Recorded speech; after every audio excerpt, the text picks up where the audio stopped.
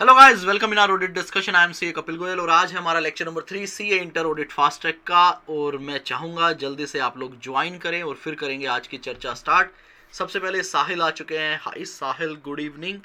एक और बात आज स्टार्टिंग में ही मैं बता देता हूँ, this is the last lecture on YouTube. ये यूट्यूब का आखिरी लेक्चर है और इसके बाद वाले लेक्चर शायद ऐसा हो सकता है, आई एम नॉट श्योर, अभी मतलब मैंने डिसाइड नहीं किया है। ऐसा हो सकता है कि कल मॉर्निंग में लेक्चर 4 भी यूट्यूब पे लाइव आए, मतलब 12 बजे के आसपास मैं प्लान कर रहा हूँ कि भैया हम एक और लाइव लेंगे यूट्यूब पे, ऐसा हो सकता है। Otherwise this is the last lecture for YouTube और उसके बाद वाले सारे सॉफ्टवेयर, सारे लेक्चर मेरे जो सॉफ्टवेयर हैं उस पर प्ले होंगे।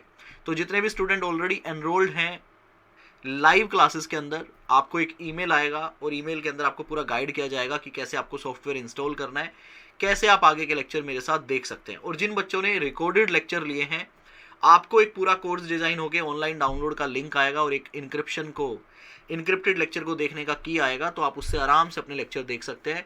घबराने की कोई भी जरूरत नहीं है, उसमें ऑलरेडी गाइडेंस के लिए वीडियो बना के डाली हुई है कि आपको कैसे कैसे सॉफ्टवेयर इंस्टॉल करना है, कैसे लेक्चर प्ले करना है। और इन केस अगर कोई भी आपको टेक्निकल प्रॉब्लम आती है तो आपको टेक्निकल गाइड करने के लिए, टेक्निकल प्रॉब्लम को, इश्यूज को रिजोल्व करने के लिए टेक्निकल टीम का नंबर दिया गया है।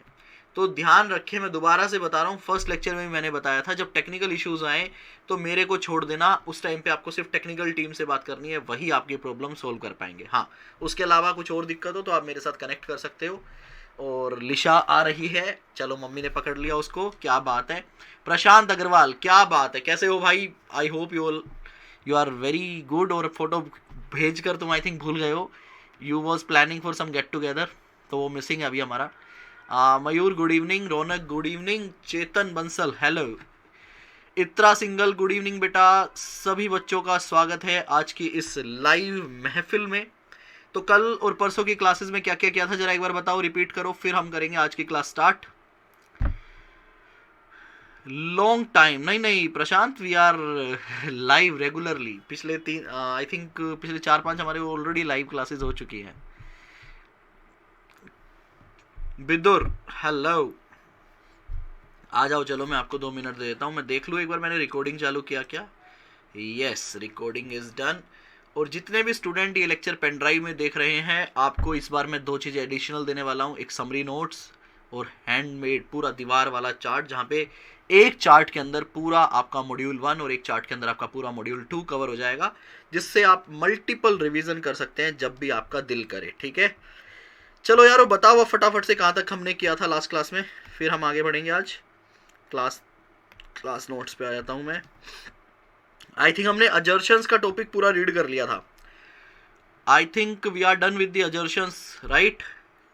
Hello hello Priyansha, Soni, Vansh Gupta, Sahil, flow of audit done हो गया था। अजर्शंस का कंसेप्ट हमने कर लिया था।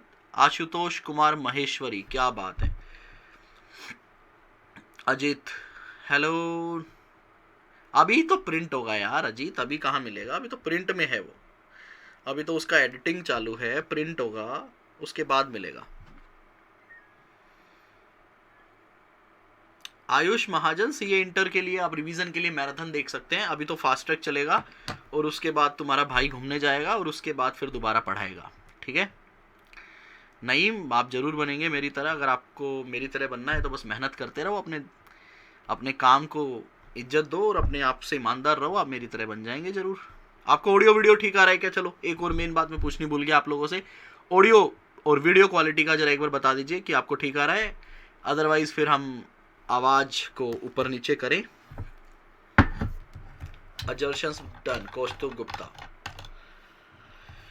जिन्होंने पहले क्लास ली थी उनको ही दोगे शॉर्ट नोट? सबको मिलेंगे आयुष, फ्री में कुछ नहीं मिलेगा, हार्ड कॉपी होंगे, जिनको खरीदना है खरीद सकते हैं, सॉफ्ट कॉपी नहीं मिलेगा। हार्ड कॉपी में प्रिंट करवा रहा हूं, तो जिन भी स्टूडेंट, सभी स्टूडेंट के लिए पेड बेसिस पे है, बट हाँ प्रिंटिंग कॉस्ट पे है। ये नहीं कि आपसे जबरदस्ती प्रॉफिट कमाने के लिए वो मिलेगा, नहीं, 50 रुपए का प्रिंट होगा तो 50 का ही मिलेगा।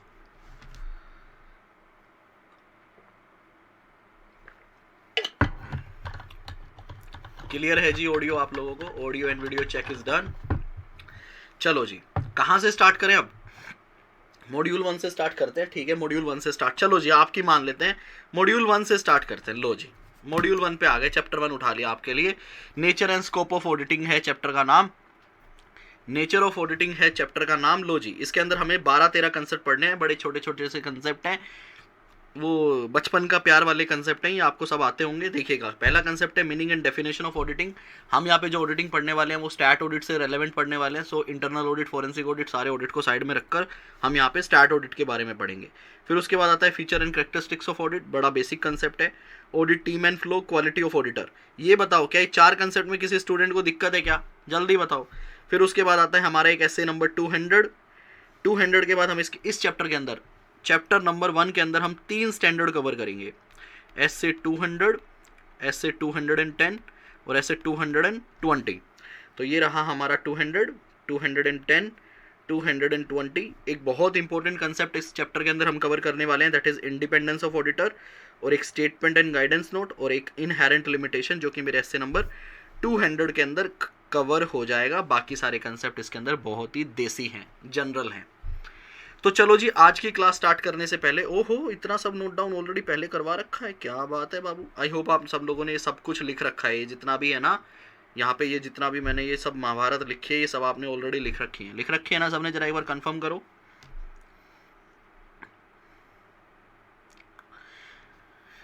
अमनप्रीत सिंह अरोड़ा की क्वेरी है, एक क्वेरी रिप्लाई कर रहा हूँ एडमिन से रिलेटेड, उसके बाद सिर्फ हम पढ़ाई से रिलेटेड बातें करेंगे कि सर ऑनलाइन डाउनलोड का कब से अवेलेबल होगा। देखो आप मेरी बात ध्यान से समझिएगा, जैसे आज लेक्चर कवर हुआ आज ही अवेलेबल हो जाएगा, एडिटिंग नहीं होगी इन लेक्चर की। जैसे ये लेक्चर देख रहे हो ना, जैसे जो लाइव चलेगा ना, जैसे ही लाइव खत्म होगा वो अवेलेबल हो जाएगा ऑनलाइन डाउनलोड में। यस, 1-2 घंटे का समय लग सकता है, बट सेम डे आपको अवेलेबल होगा। लो जी बाबू, अब हम करेंगे चर्चा स्टार्ट, और चर्चा स्टार्ट करने के लिए मुझे चाहिए आप लोगों का साथ। सबसे पहले नोटबुक में लिखो कि हमारे सिलेबस में कौन कौन से स्टैंडर्ड कवर हैं, फिर चैप्टर 1 की स्टार्टिंग करेंगे।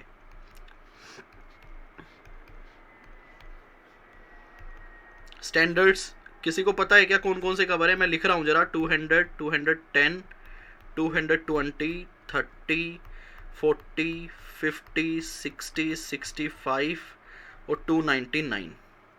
उसके बाद आती है सीरीज 300 की, 300, 315, 320, 330, 402, 450। ठीक है बेटा, शॉर्ट नोट्स बुक के साथ साथ नहीं है, बुक के अंदर ही है बेटा।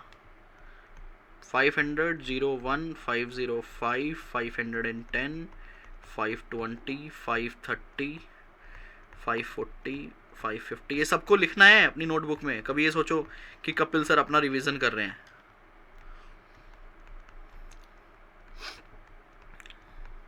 जो 1, 705, 706, 710, 720, 800 सीरीज हमारे सिलेबस में नहीं है, SRS SAE हमारे सिलेबस में नहीं है। इतने कंसेप्ट आपको करने हैं, और मजे की बात, थोड़ा सा मजा ले लो सर, मजे ले लो आप पहले। चलो दे दो तुम मजे, कैसे दोगे बताओ? चलो लावनी स्टार्ट करो। ये लावनी क्या है सर? नॉर्थ इंडिया वालों को नहीं पता, तो जिनको पता है मैंने उनको बोला है। लावनी स्टार्ट करो फटाफट से, तब तक मैं अरे मॉड्यूल 1 तो है ही नहीं मेरे पास। ये तो दिक्कत वाली बात हो गई। कोई बात नहीं, सॉफ्ट में है हमारे पास सर, ऐसे नहीं है तो क्या हुआ। ये लो मॉड्यूल 1 यहाँ मिलेगा।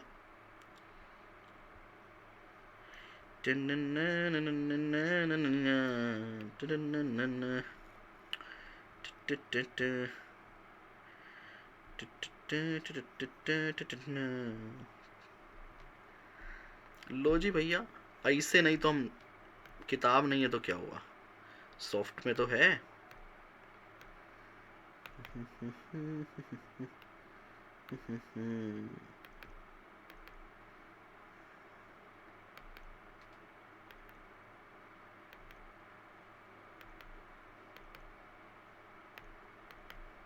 लिख लेना, ये कुछ इंपॉर्टेंट बता रहा हूँ जो कि बाद में काम आएगा। बाद में क्वेरी मत भेजना फिर मेरे पास इस तरह की ना, जो आपकी क्वेरीज आती है ना, उस क्वेरी का ही आंसर दे रहा हूँ। अमीर अनवर आई लव यू बेटा, अमीर अनवर आई लव यू। सब बच्चे आई लव यू बोल दो अमीर को। सर कैसी बातें कर रहे हो, ऐसा आई लव यू कैसे बोल दे भाई? तुम्हारा दिल करे तो बोल दो, मैंने तो बोल दिया। ये स्टैंडर्ड रिमूव करो जो आपने लिखे हैं ना, ये स्टैंडर्ड रिमूव करो। 260, 265, 330, लेकिन मैं जैसे रिमूव करूंगा ना वैसे करना। कौन कौन से बोले सर? 260, 265, 330। कहाँ गया?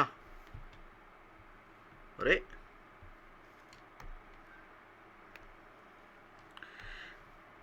260, 265, 330, इनको रिमूव नहीं करना है, इनको राउंड करना है सिर्फ। उसके बाद जी 402, 450, इनको इस तरह से करना है, 402, 450, 540, 600, 620, 720, 540, 600, 620, 540, 600, इसको राउंड करना है, 600 को कट नहीं करना, और 620 को राउंड करना है, 720, ठीक है।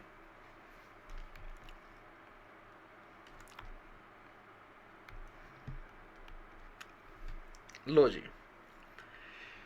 ये तकरीबन 9 स्टैंडर्ड हैं, 1 2 3 4 5 6 7 8 हुए, तो 1 2 3 4 5 6 7 8, हाँ 1 2 3 4 5 6 7 8 9, ये 9 स्टैंडर्ड है जो आपके सिलेबस में हट गए हैं, ठीक है।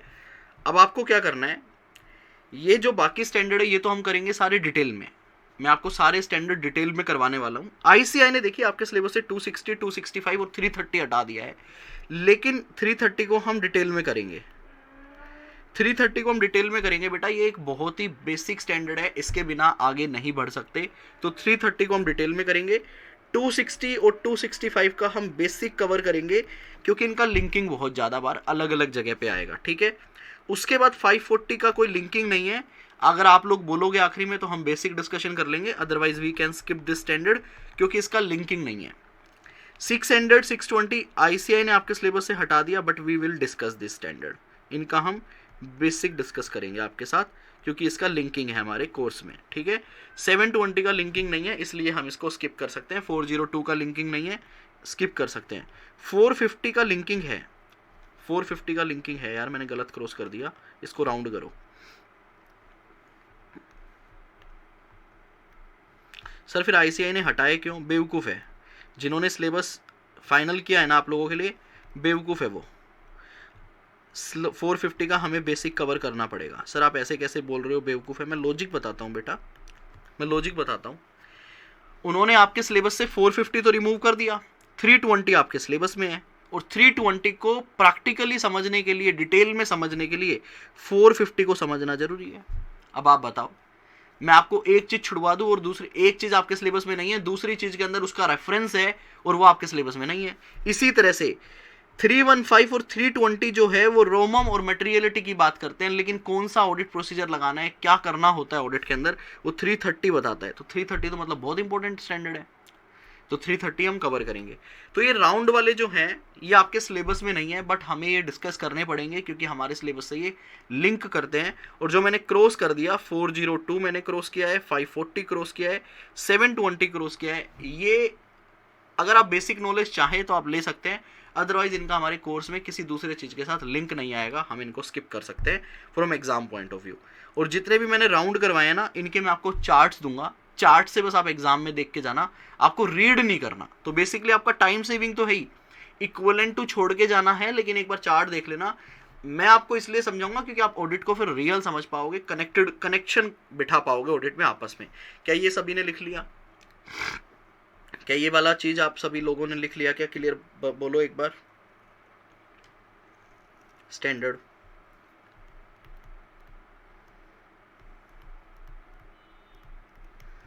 ये चैप्टर 1 में है हमारे, 500 की पूरी सीरीज चैप्टर 3 है एक तरह से, ठीक है।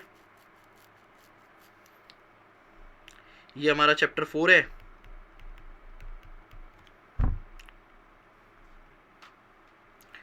ये हमारे 2 चैप्टर हैं, सैम्पलिंग और एनालिटिकल रिव्यू।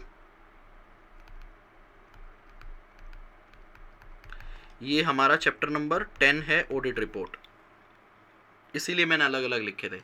ऐसे 700 सीरीज जो है वो हमारा जो चैप्टर है ऑडिट रिपोर्ट, 500 सीरीज हमारा चैप्टर नंबर 3 है, लेकिन इसमें से 530, 520 सेपरेट चैप्टर है, ठीक है। 300 सीरीज जो है वो हमारा चैप्टर नंबर 4 है। ऐसे 200, 210, 20 चैप्टर 1 में कवर है। 230 हमारा चैप्टर नंबर 3 में कवर्ड है। ऐसे 300 हमारा चैप्टर 2 में कवर्ड है। 250, 299 एक चैप्टर नंबर 9 मैंने बनाया है, उसमें कवर है, ठीक है जी। 240 चैप्टर है एक हमारा फ्रॉड का, आई थिंक चैप्टर नंबर 5, उसमें कवर है। 200 हो गए सारे, हाँ जी सारे कवर करवा दिए ना मैंने। 15 ये चैप्टर 4 में, 3 में है। 600 का जो 10 है वो हमारे चैप्टर 4 में कवर है, और बाकी हमारे audit report chapter number 10, chapter number 10 लिख लो भैया, ताकि आपको कभी आप बैठोगे ना कि हमारे इतने स्टैंडर्ड कौन कौन सा कहाँ कवर है, तो ये चार्ट आपको हेल्प करेगा, ये डिस्कशन आपको हेल्प करेगा। स्टार्ट करें आज की क्लास? बिल्कुल सर, करिएगा। लो जी, स्टार्टिंग हम थोड़ी अब फास्ट रखेंगे क्योंकि ये रिवीजन क्लास है।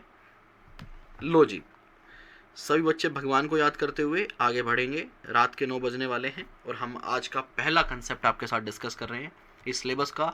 This is our class number 3 और 3 लेक्चर के बाद हम अपना पहला कंसेप्ट आपके सामने रख रहे हैं, meaning and definition of auditing. मैं बिल्कुल प्लेन पढ़ूंगा, रेगुलर कोर्स की तरह नहीं कि भैया एक एक वर्ड समझाना है। देखिएगा, an audit is an independent examination. Independent के ऊपर हम डिटेल में डिस्कशन करेंगे, हमारा पूरा कंसेप्ट है, एक चैप्टर के अंदर पूरा दिया गया है। Even independence of auditor chapter 1 में आगे डिटेल में आने वाला है, इसको भी बेसिक डिस्कशन करेंगे।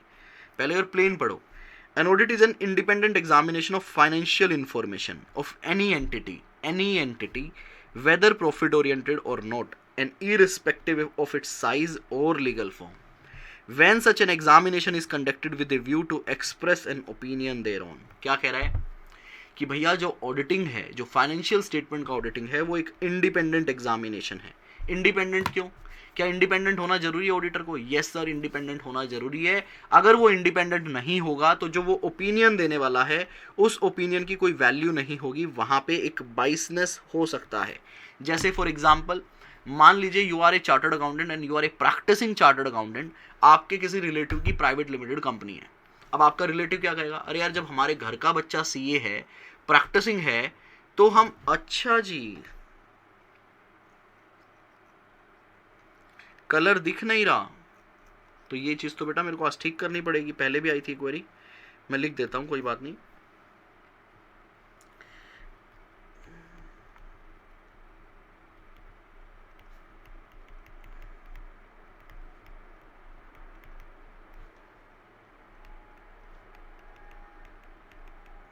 एनी एंटिटी ओपिनियन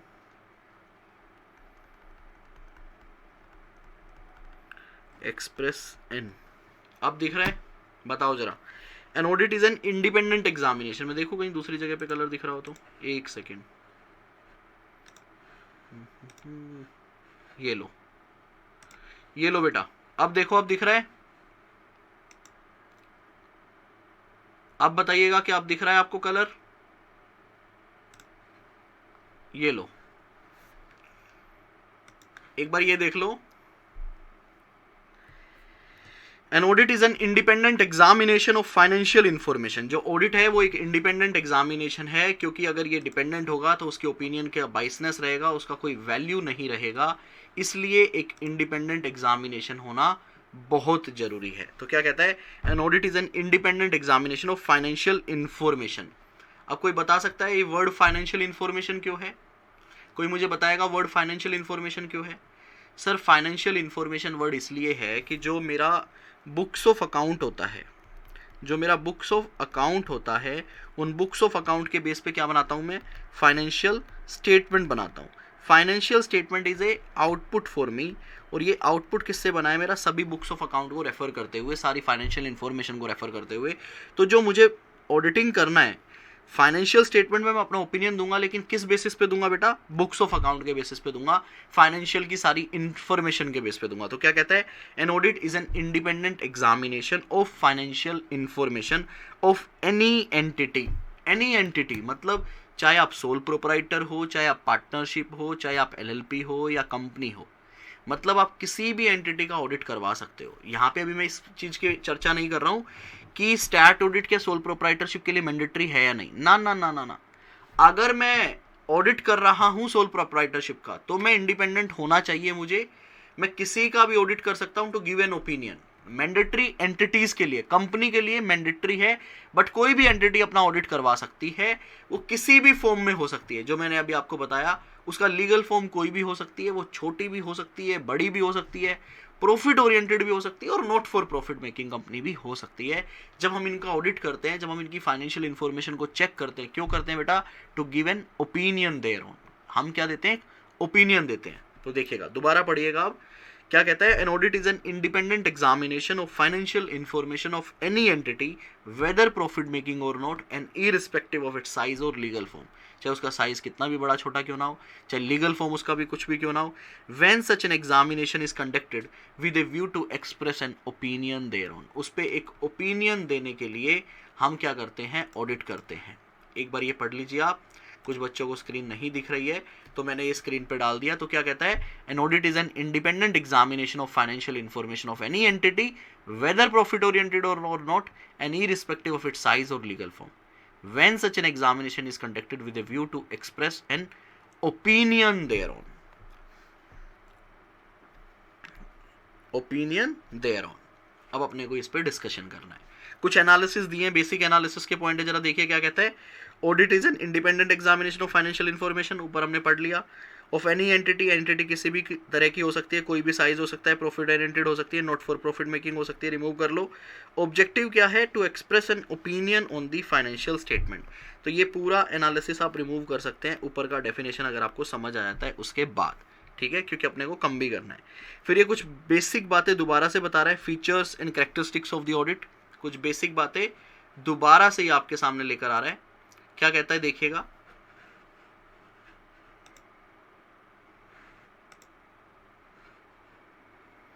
क्या कहता है? देखिएगा कि जो ऑडिट है आपका वो सिस्टमैटिक एंड इंडिपेंडेंट होना चाहिए। अभी तो आपने बताया सर इंडिपेंडेंट होना चाहिए। इंडिपेंडेंट का डेफिनेशन आप ऑलरेडी पढ़ चुके हो। कहाँ पर? इंडिपेंडेंट का डेफिनेशन आप ऑलरेडी पढ़ चुके हो। कहाँ पर? सर हम फाउंडेशन में भी पढ़कर आते हैं, ठीक है, फाउंडेशन में भी हम पढ़कर आते हैं कि आपका जो डिसीजन है वो किसी दूसरे के हिसाब से नहीं होना चाहिए। तो सिस्टमैटिक एंड इंडिपेंडेंस में क्या कहता है?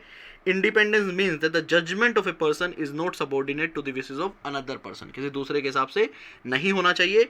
It require that he should not act under any influence, किसी के इन्फ्लुएंस में आपको काम नहीं करना है। दस he can work in A completely unbiased manner, ताकि आप अनबाइज्ड मैनर में काम कर सको। बहुत ही बेसिक बात थी, सिस्टमैटिक एंड इंडिपेंडेंस होना चाहिए आपको, बड़ी ही बेसिक 10th 11th 12th वाले बच्चे को भी ये बातें पता होती है। उसके बाद आता है फाइनेंशियल स्टेटमेंट। एक सेकेंड में बीच में क्वेरी ले रहा हूँ नीलेश भास्कर की। सर सीए फाइनल का अमेंडमेंट कब तक आएगा? नीलेश परसों तक आएगा, ठीक है। जब ऑर्डर करते समय बोले कि अमेंडमेंट है सब कुछ भी, बट अभी तक अमेंडमेंट लेक्चर नहीं आए। ये नीलेश भास्कर, देखो अब ये होता है टीचर से डांट खाने वाले काम। जब ऑर्डर करते समय बताया था कि अमेंडमेंट है सब, बेटा आरटीपी तो परसों आई है, तो मैं अमेंडमेंट पैदा कर दूं क्या? कुछ भी यार, कुछ भी लिखते हो, सोशल मीडिया है, कुछ भी पेल दो, पेल दिया। परसों आरटीपी आई है, हमें भी तो टाइम लगता है ना आरटीपी को कोलेट करने में, स्टडी मटेरियल अपडेट देखने में, फिर उसको एक इस तरह से प्रेजेंटेबल मैनर में बनाने के लिए कि आप लोगों को दिया जा सके, फिर उसको शेयर करते हैं। आपका ये क्वेश्चन बिल्कुल सही था कि अमेंडमेंट कब आएगी? परसों आएगी। ऑर्डर करते समय तो बोला था सब अपडेट है। अरे भैया आईसीआई नया स्टडी मटेरियल अभी ले आएगा आज, तो हम देंगे ना आपको। तो आईसीआई ने नया स्टडी मटेरियल भी ले आया, उसके अंदर भी चेंजेस हैं और स्टडी मटेरियल के अंदर भी अपडेट है। अब एज ए टीचर मैं दोनों को कोलेट करूंगा ना, सब्जेक्ट वाइज, चैप्टर वाइज, फिर आपको दूंगा, किताबों में बताऊंगा कहाँ कहाँ चेंजेस है। सारे पीडीएफ रेडी है, परसों आएगा। बट प्लीज़ क्वेश्चन पूछने का तरीका आपका चेंज कीजिएगा फ्यूचर के लिए। इस तरह से आप टोंट नहीं मार सकते, ठीक है। और ये जितनी भी बाकी क्वेरीज हैं please after class. Financial statement, financial statement का ऑडिट करते हैं, ये तो हमें पता ही है, हम बेसिक डिस्कशन ऑलरेडी कर चुके हैं। Auditor's opinion is on the financial statement including profit and loss account, balance sheet and notes to the accounts. ये बेसिक बात है। The preparation of financial statement as per applicable financial reporting framework is the responsibility of management. Entity, company का responsibility होता है financial statement को as per FRF बनाना, ठीक है। Entity, his clients can be any entity, whether is the legal form may be proprietorship, partnership, trust, company, the entity may be profit oriented or charitable one। तो ये तीनों point आप remove कर सकते हैं if you don't want to read in future, ठीक है, और ओपिनियन नहीं, क्योंकि ये बेसिक पॉइंट थे कि आपको इंडिपेंडेंट रहना है, आपको फाइनेंशियल स्टेटमेंट का ऑडिट करना है, एंटिटी आपकी किसी भी तरह की हो सकती है। उसके बाद आता है ओपिनियन। ये देखिएगा आज का मेन डिस्कशन यहां से स्टार्ट होने वाला है। Opinion, His opinion is a true and fair view of the financial statement। एक ऑडिटर जो अपना ओपिनियन देता है वो किस पे देता है बेटा? ट्रू एंड फेयर व्यू पे देता है। For this it is necessary that, true and fair view पे ओपिनियन देने के लिए नेसेसरी है क्या? Financial statement have been prepare using acceptable policies which are consistently applied. AS1 को याद करो। AS1 क्या कहता है? जितनी भी पॉलिसीज हैं आपकी वो कंसिस्टेंटली अप्लाइड होनी चाहिए, तो ऑडिटर को वो सारी पॉलिसीज देखनी होती है। दूसरा क्या कहता है? Financial statement have been prepared as per relevant regulations, law and regulation, जो भी एप्लीकेबल लॉ एंड रेगुलेशन है उनके हिसाब से आपने फाइनेंशियल बनाए हैं। और तीसरी बात क्या करता है? There is appropriate disclosure for all material item. आपने देखा होगा फाइनेंशियल के नीचे सारे डिस्क्लोजर दिए जाते हैं, तो सारे मटेरियल डिस्क्लोजर जो भी देने होते हैं वो क्लाइंट ने दे रखे हैं। ये कुछ बेसिक बातें हैं जो आपको देखने होते हैं अपना opinion true and fair view देने के लिए। अब यहाँ पे नोट आता है, we will study different type of opinion in SA 700। यहाँ पे 705 करो, क्योंकि ऐसे 700 के अंदर तो हम सिर्फ ऑडिट रिपोर्ट देखते हैं। डिफरेंट टाइप ऑफ ओपिनियन जो आता है, मॉडिफाइड ओपिनियन जिसकी हम बात करते हैं, वो 705 में डिस्कस की गई है। अब आज का डिस्कशन करते हैं स्टार्ट।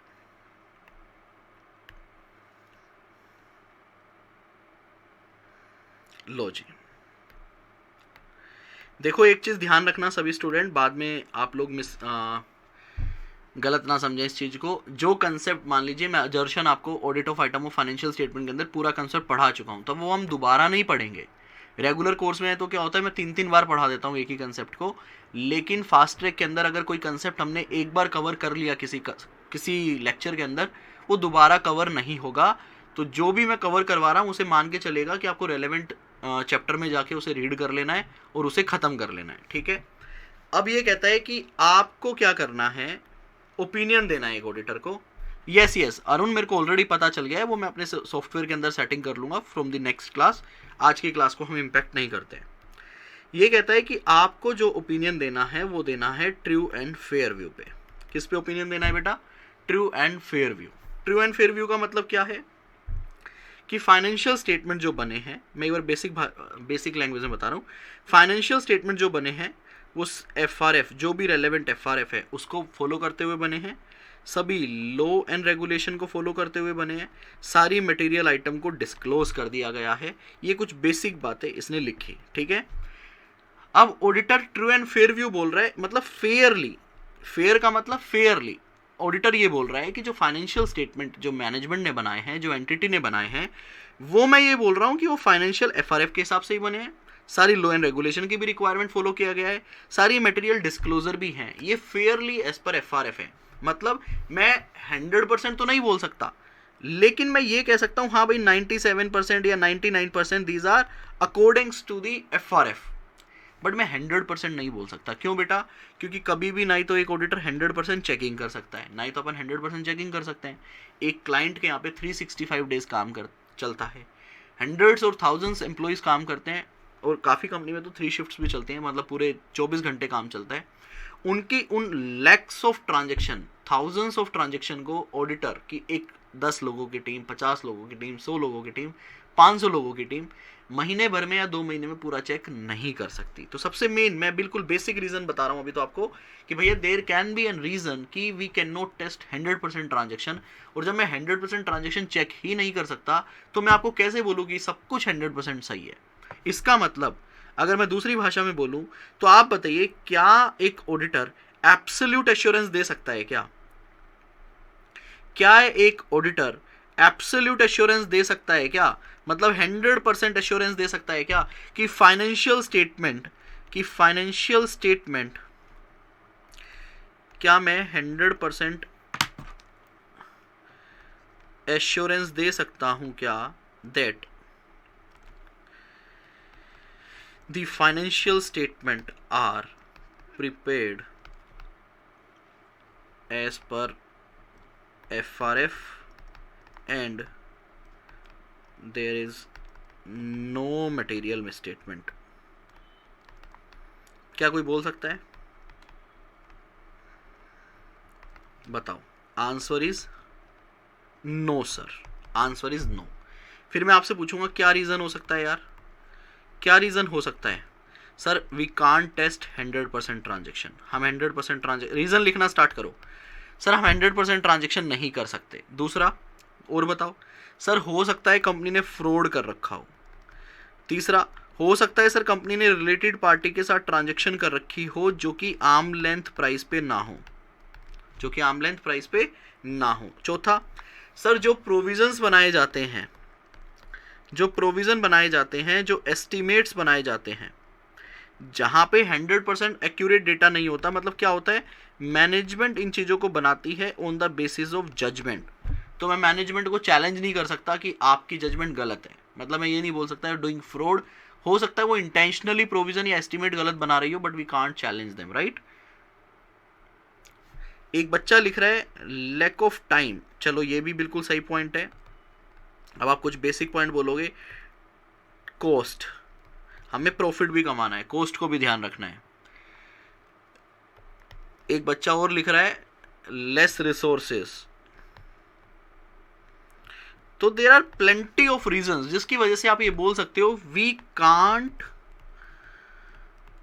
टेस्ट 100% डेटा, या इसको दूसरी भाषा में बोलूं तो हम क्या कह सकते हैं, we can't give absolute assurance. हाँ या ना? We can't give absolute assurance.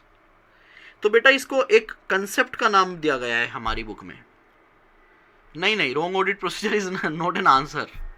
Wrong audit procedure can not be an answer बेटा, दैट इज समथिंग डिफरेंट। तो मतलब ऑडिट के अंदर मैं एब्सोल्यूट एश्योरेंस नहीं दे सकता। मतलब देर आर चांसेस कि भैया कुछ मिसस्टेटमेंट रह जाएं, देर आर चांसेस कि कुछ मिसस्टेटमेंट रह जाएं। सैम्पलिंग बेसिस पे मैं काम करता हूं, मैं सैम्पलिंग बेसिस पे काम करता हूं। वी कांट टेस्ट 100% ट्रांजेक्शन, मतलब we do our testing on the basis of sampling. तो आप मुझे ये बताओ क्या इसको एक कंसेप्ट दिया गया है हमारे चैप्टर 1 में? ये एक कंसेप्ट है हमारे चैप्टर 1 के अंदर। We can't test 100% transaction, we can't give an absolute assurance. Why? There are still chances that there are some material misstatement in the financial statement. Why? मैं आज टेस्ट कर रहा हूं कि कुछ बच्चों को कि क्या आप मुझे सही जवाब दे सकते हैं क्या? कौन सा कंसेप्ट है ये बताइएगा आपकी किताब का। मैं आंसर दे चुका हूं, मैं आंसर दे चुका हूं, बस आपसे नाम पूछ रहा हूं। जल्दी बताइएगा फटाफट से। मैं आंसर दे चुका हूं। We can't test 100%, we can't give absolute assurance, there are still chance that material misstatement exists in the financial statement. Just give me the concept of your book. Yes, perfectly fine. Rachita Singh ने बिल्कुल सही लिखा है कि sir जो एक concept है ये हमारी बुक में है इनहेरेंट लिमिटेशन के नाम से।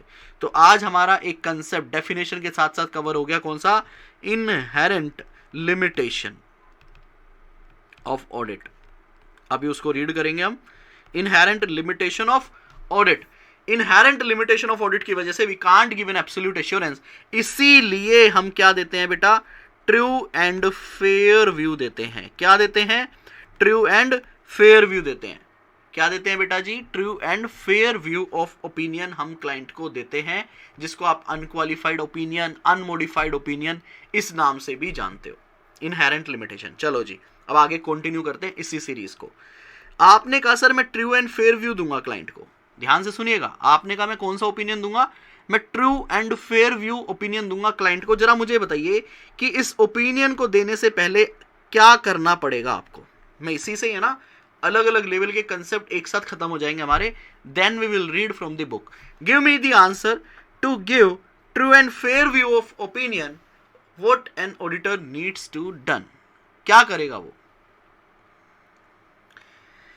सर उसको सबसे पहले जो आपने कल हमें प्रोसेस समझाया था कि उसको वॉक थ्रू करना पड़ेगा, टीओसी करना पड़ेगा, टीओडी करना पड़ेगा, एनालिटिकल प्रोसीजर लगाना पड़ेगा, अदर ऑडिट प्रोसीजर लगाने पड़ेंगे, ये सारे काम करने पड़ेंगे, मतलब ऑडिट प्रोसीजर्स लगाने पड़ेंगे। मैं वर्ड अगर हाईलाइट करना चाहूँ सिंगल में तो उसको ऑडिट प्रोसीजर्स लगाने पड़ेंगे। बिल्कुल सही बात है, ऑडिट प्रोसीजर लगाने पड़ेंगे। दूसरा, सर ऑडिट प्रोसीजर लगा करना on the basis of audit procedure he will collect क्या, evidences. he will collect evidences can be in paper form, electronic form और verbal, ठीक है, डिस्कशन, वो डिस्कशन भी हो सकता है। ये सारी बातें आपकी किताब में लिखी हुई हैं, बस मैं अलग अलग चैप्टर की कड़ियों को मिला रहा हूं। इसका मतलब to give a true and fair view मुझे सारे ऑडिट प्रोसीजर लगाने पड़ेंगे, सारे एविडेंसेस लेने पड़ेंगे और मुझे कंक्लूड करना पड़ेगा, एरिया वाइज कंक्लूजन देना पड़ेगा। क्या कि जो क्लाइंट के फाइनेंशियल स्टेटमेंट है, मान लीजिए परचेज का ऑडिट कर रहा हूं, हाँ एविडेंसेस में बात करें तो एक बच्चा थोड़ा और टेक्निकल जा रहे हैं कि sir sufficient and appropriate audit evidence लेने होंगे, वो हम बाद में डिटेल में डिस्कस करेंगे। यू आर एब्सोल्युटली राइट, हमें sufficient and appropriate audit evidence लेने पड़ेंगे। अब आपको कंक्लूजन क्या फ्रेम करना पड़ेगा कि on the basis of evidences, और मैं अगर आपकी भाषा में बात करूं तो sufficient appropriate audit evidences, on the basis of evidences auditor conclude that there is no material misstatement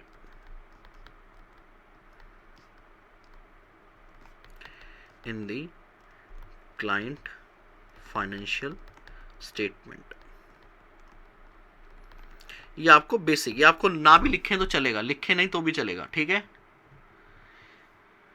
ठीक है जी, ये ना भी लिखें तो चलेगा। तो बेसिकली हमें एविडेंसेस कलेक्ट करने हैं और एविडेंसेस के बेस पे मेरे को देखना है कि फाइनेंशियल स्टेटमेंट मेरे मटेरियली मिसस्टेटेड नहीं है। अगर ऐसा है तो मैं true and fair view of opinion दे दूंगा, जिसको हम लोग डिस्कस करेंगे एसे नंबर 700 के अंदर, जो कि हमारा चैप्टर है ऑडिट रिपोर्ट। चलो मेरा क्वेश्चन आगे बढ़ता है, आगे बढ़ाएं। देखो आज की क्लास हमने कहाँ से स्टार्ट की थी, यहाँ से हमने true and fair view of opinion देना है। ट्रू एंड फेयर व्यू कब देखेंगे, FRF, law and regulation, materiality, सारे डिस्क्लोजर हैं या नहीं है। 100% एश्योरेंस हम नहीं दे सकते, एब्सोल्यूट एश्योरेंस नहीं दे सकते। उसके रीजन हमने लिखे जो कि इनहेरेंट लिमिटेशन ऑफ ऑडिट के अंदर कवर है, chapter number 1 inherent limitation of audit, chapter 1। आपने बताया किस किस रीजन से हम एब्सोल्यूट एश्योरेंस नहीं दे सकते या किस किस रीजंस की वजह से क्लाइंट में अभी भी मटेरियल मिसस्टेटमेंट हो सकती है। फिर हमने कहा ठीक है, ट्रू एंड फेयर व्यू देने के लिए हमें सारे प्रोसीजर लगाने पड़ेंगे, ऑडिट एविडेंस ऑब्टेन करने पड़ेंगे, देखने पड़ेंगे कि कोई भी मटेरियल मिसस्टेटमेंट नहीं है। अगर ऐसा है तो मैं ओपिनियन दे सकता हूं एसए 700 के अंदर ट्रू एंड फेयर व्यू। अब आगे चलते हैं। अब मान लीजिए आपको अपना ओपिनियन मॉडिफाई करना है।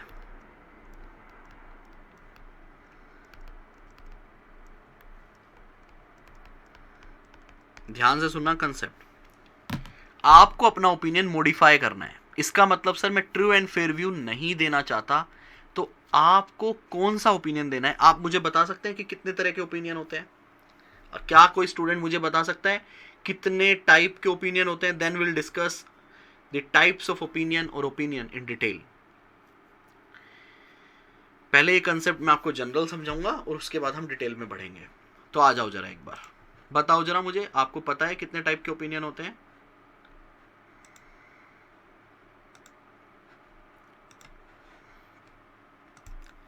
लो जी,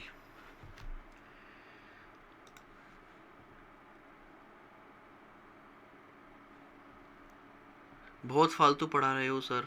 फालतू क्या पढ़ा रहा हूं यार, सब रेलेवेंट पढ़ा रहा हूं। नॉर्मल बैच के वीडियो 32 के बाद नहीं आए, शायद कल आ जाएंगे, सारे एक साथ आएंगे। Qualified, adverse, unqualified, disclaimer. चलो जी, कुछ कुछ आप लोगों को पता है। Now will discuss in detail. अब आप ध्यान से मेरा एक एग्जाम्पल समझना, ठीक है? थोड़ा सा फास्ट रखूंगा एग्जाम्पल को।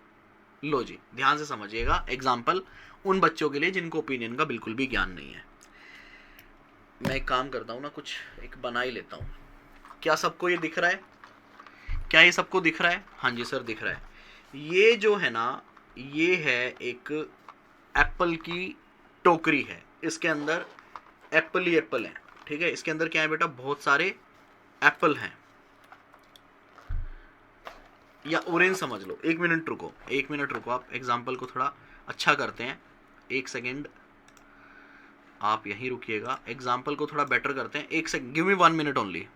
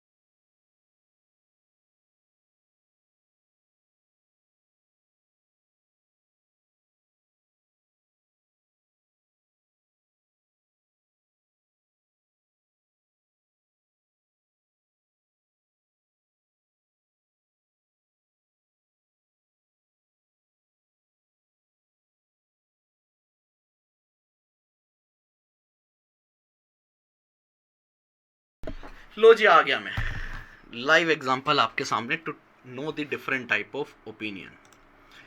क्या आपको मेरी ऑडियो आ रही है? जल्दी से कंफर्म करो। ये देखो जी, ये एक है पूरा ऑरेंज का बास्केट। ठीक है, ये बड़ा बास्केट है, अब आपको फील करना है ये बहुत बड़ा बास्केट है और ऑरेंज का बास्केट है। आपको ये ऑरेंज खरीदने हैं, आप इन ऑरेंजेस को खरीदना चाहते हो। आप इस पूरे बास्केट के अंदर जितने भी ऑरेंजेस है ना, आप इन सबको खरीदना चाहते हो। और ये मान लो आपके लिए बहुत ही मटेरियल है, मतलब ये 1 लाख रुपए का एक बास्केट है। ये वाला बास्केट 1 लाख रुपए का है जिसे आप खरीदना चाह रहे हो। बट आपका एक मन है क्या कि यार इसको खरीदने से पहले ना मैं इसको चेक करवा लूँ, यार इसका क्वालिटी चेक करवा लूँ, कहीं ऐसा ना हो इसका क्वालिटी ख़राब हो। अब इसका क्वालिटी ख़राब होगा तो मेरा तो नुकसान हो जाएगा। तो आपने क्या किया, मुझे हायर किया। आपने क्या किया, मुझे हायर कर लिया कि कपिल सर आप इन ऑरेंजेस को चेक करो और चेक करके बताओ क्या ये ऑरेंजेस ठीक हैं। अगर हैं तो फिर हम इन ऑरेंजेस को खरीद लेंगे। बात समझ आती है यहाँ तक? यहाँ तक मैंने कोई बहुत साइंटिफिक बात तो की नहीं। आपने मेरे को असाइनमेंट दिया, मैंने आपसे 500 700 हज़ार रुपये ले लिए इस ऑरेंजेस की बास्केट को चेक करने के लिए, क्या ये सही है या नहीं। अब बात करते हैं आगे।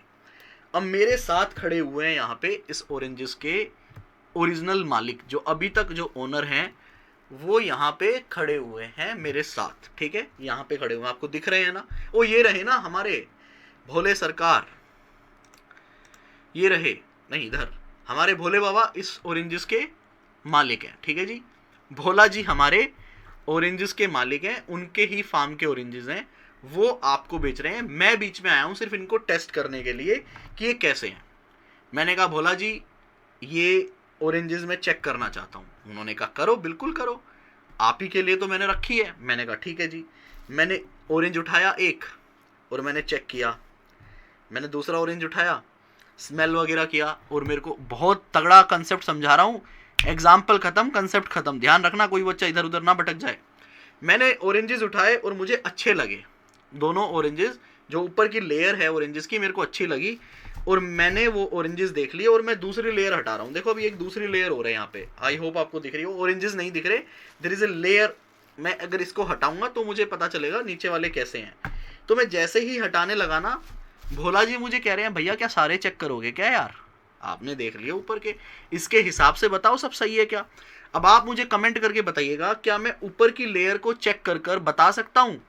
क्या मैं ऊपर की लेयर को देखकर, सिर्फ ऊपर की लेयर को देखकर बोल दूं कि इस टोकरी के अंदर जितने भी ऑरेंजेस हैं वो सारे ठीक हैं? बताओ, जितने भी संतरे हैं सारे ठीक है क्या? इस ऊपर की लेयर को चेक करके बोल दूं मैं? जल्दी फटाफट से बताओ, यस और नो। क्या बोल दूं सारे सही हैं? मैं एक बार स्क्रीन लेके आ रहा हूं, बताओ भाई।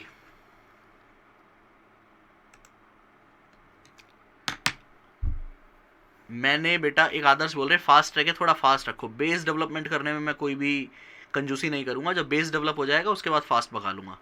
नहीं सर। क्या मैं ये बोल दूं सब अच्छे हैं? क्या मैं ये बोल दूं सब अच्छे हैं? नहीं बोल सकते सर। क्या मैं ये बोल दूं सब बेकार हैं? देखो, क्या मैं ये बोल दूं सब बेकार हैं? सर सब बेकार भी कैसे बोल दोगे, आपने दो तो चेक कर लिए और दो अच्छे हैं। मतलब मैं ये भी नहीं बोल सकता सब अच्छे हैं, मैं ये भी नहीं बोल सकता सब बेकार हैं। अब मैं अपना एग्जांपल चेंज कर रहा हूं, ठीक है?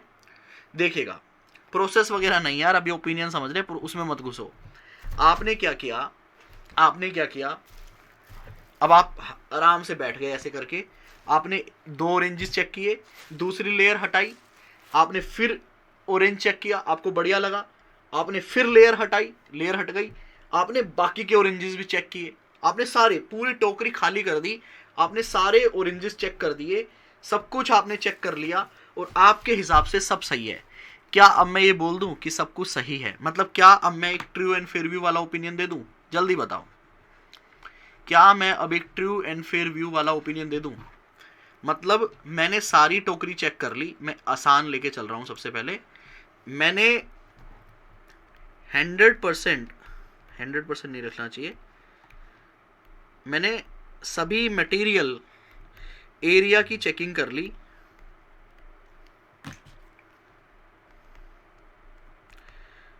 और मेरे को कुछ भी नहीं मिला, मेरे को सब सही लग रहा है, तो क्या मैं true and fair view opinion दे दूं? यस सर, दे दो, कोई दिक्कत वाली बात नहीं है। आपको जब सब कुछ मिल गया, मतलब मैंने सारे एविडेंसेस ऑब्टेन कर लिए, फिर तो आप true and fair view opinion दो, क्या दिक्कत है? कोई भी दिक्कत वाली बात नहीं है। मानते हो ना? बिल्कुल मानते हैं सर। अब दूसरा एग्जांपल समझना। मेरे को सब सही मिला तो मैंने ट्रू एंड फेयर व्यू दे दिया। अब दूसरा एग्जांपल देखना, मैंने पहली लेयर चेक की, सब बढ़िया था, सब बढ़िया था। दूसरी लेयर चेक की, सब बेकार, सब बेकार। तीसरी लेयर चेक की, सब बेकार। मतलब सिर्फ पहले एक आध एरिया को छोड़कर बाकी सब बेकार है, बाकी सब बेकार है। बताओ, क्या मैं ये बोल दूं कि सब कुछ अच्छा है? सर आप बोल ही नहीं सकते, सब कुछ तो अच्छा नहीं है। तो इसका मतलब मैंने क्या किया, चेकिंग तो सारी कर ली, जितनी भी मेरे को करनी थी कर ली ना मैंने, तभी तो मैंने बताया कि ऊपर वाले ठीक है, नीचे वाले सब बेकार है। क्या मैं ये बोल दूं कि ट्रू एंड फेयर व्यू है? नहीं सर, आप ट्रू एंड फेयर व्यू तो नहीं बोल सकते। क्यों नहीं बोल सकते? क्योंकि ऊपर वाले खराब है। अच्छा, क्या मैं ये बोल दूं सब बेकार है? सर सब बेकार है भी नहीं बोलना चाहिए, क्योंकि ऊपर वाले अच्छे हैं, सही है। तो इसका मतलब यहाँ पे मुझे ये देखना पड़ेगा कि जो ऑरेंज खराब है वो कितने खराब है, उनका इम्पैक्ट कितना है। अब आप ही मुझे बताइएगा, एक टोकरी है ये ऑरेंज की, इसमें 70% ऑरेंजेस खराब है, 70%, मतलब इम्पैक्ट उसका 70% है। तो क्या आप ये बोलना चाहेंगे कि सर जो ये आपका बकेट है ना, ये खराब है, इस पे इन्वेस्ट करना बेकार है, या इस पे मैं ये बोल दूं कि इसको आप खरीद लो, बेकार है? जल्दी बताइए। हाँ सर, आप बोल सकते हो, क्योंकि इम्पैक्ट बहुत ज़्यादा, पूरे टोकरी पे उसका इम्पैक्ट है। तो आप ये बोल सकते हो, चेकिंग की मैंने और मेरे को क्या मिली, मटेरियल मिसस्टेटमेंट मिली बेटा। क्या मिली? मटेरियल मिसस्टेटमेंट मिली, जिसका इम्पैक्ट बहुत ज़्यादा है। मैं भी इम्पैक्ट समझ लो, फाइनेंशियल स्टेटमेंट पे ज़्यादा है। तो क्या आप ट्रू एंड फेयर व्यू दोगे? सर बिल्कुल भी नहीं देंगे। ऐसे केस में कौन सा ओपिनियन देंगे जब सब कुछ खराब है? एक तरह से बताइएगा, सब कुछ खराब है, सब कुछ खराब है को क्या बोलते हैं? सब कुछ खराब है को बोलते हैं सर एडवर्स ओपिनियन। क्या बोलते हैं? Adverse opinion. क्या बोलते हैं बेटा जी? Adverse opinion. काफ़ी टेक्निकल वर्ड आप यूज़ कर रहे हो, परवेसिवली, मतलब जो इम्पैक्ट फाइनेंशियल स्टेटमेंट को पूरा कर रहा है उसे परवेसिवली बोलते हैं। ये आपको पता है, अच्छी बात है। अदरवाइज मैं ये मान के चल रहा हूँ, अभी देखो मैं कंसेप्ट सिखा रहा हूँ। तो एडवर्स कब दोगे बेटा? जब उसका इम्पैक्ट पूरे फाइनेंशियल पे आ रहा है। तो दो केस तो बड़े सिंपल है। जब सब कुछ सही है तो आप ट्रू एंड फेयर व्यू दे दो, जब सब कुछ खराब है या मान लो 80% खराब है तो आप क्या दे दो? एडवर्स दे दो। तीसरा केस देखना, तीसरा केस, आपने ऊपर वाले ऑरेंज देखे, ये टोकरी आपको दिख रही है, आपने ऊपर वाले ऑरेंज देखे, अच्छे हैं। उसके बाद आपने सेकेंड लेयर देखी, वो भी अच्छे हैं। थर्ड लेयर देखी, वो भी अच्छी है। बस किसी एक एरिया में गलती है, देख रहे हो, एक एरिया में गलती है, बाकी सारे ठीक है।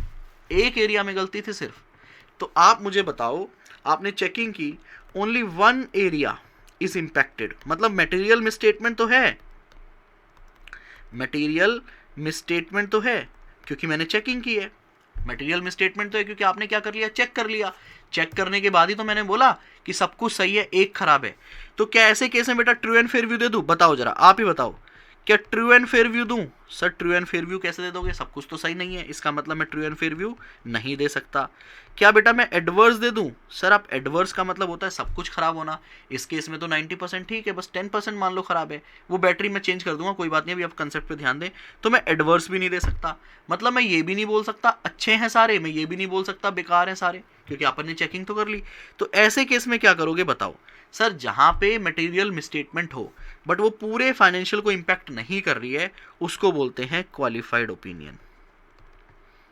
क्वालिफाइड ओपिनियन क्या बोलते हैं बेटा? Qualified opinion. तो देखो बड़ा सिंपल है, जब सब कुछ बिल्कुल सही है ट्रू एंड फेयर व्यू, सब कुछ बिल्कुल बेकार है एडवर्स, सब आपने पूरी चेकिंग कर ली, सब अच्छा है किसी एक एरिया को छोड़कर, मतलब उसका इंपैक्ट परवेसिव नहीं है, परवेसिव का मतलब पूरे फाइनेंशियल को नहीं हिट कर रहा वो, तो उस केस में कौन सा ओपिनियन दोगे आप?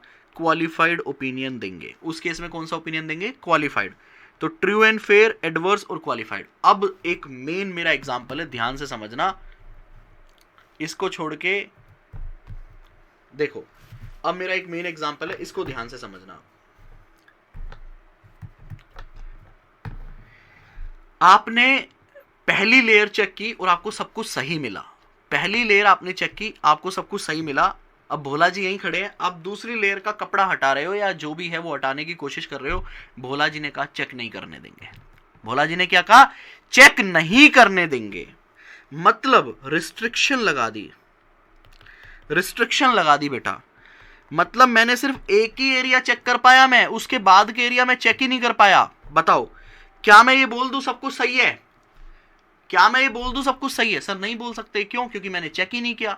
क्या मैं ये बोल दूं सब कुछ बेकार है? सर वो भी नहीं बोल सकते, क्यों? क्योंकि चेक ही नहीं कर पाए। अनेबल टू चेक है ना यहाँ पे, अनेबल टू चेक। जब मैंने चेक ही नहीं किया तो मैं कैसे बोल दूं सब कुछ सही है या सब कुछ गलत है? अरे यार कैसी बातें करते हो। मतलब अगर मैं मैनेजमेंट ने कोई रिस्ट्रिक्शन लगा दी तो मैं ना ही तो ये बोल पाऊंगा कि सब कुछ सही है, ना ही मैं ये बोल पाऊंगा सब कुछ बेकार है, क्योंकि मैंने चेक ही नहीं किया ना कुछ, मैंने जो चेक किया वो बहुत कम है। तो ऐसे केस में क्या करते हैं बेटा? ऐसे केस में हम एक डिस्क्लेमर डाल देते हैं, डिस्क्लेमर ऑफ ओपिनियन, कि we will not be able to give an opinion on this financial statement, reason being management is not providing us the evidences which are required to conduct the audit of financial statement. तो ऐसे case में क्या देते हैं? Disclaimer of opinion, disclaimer of opinion.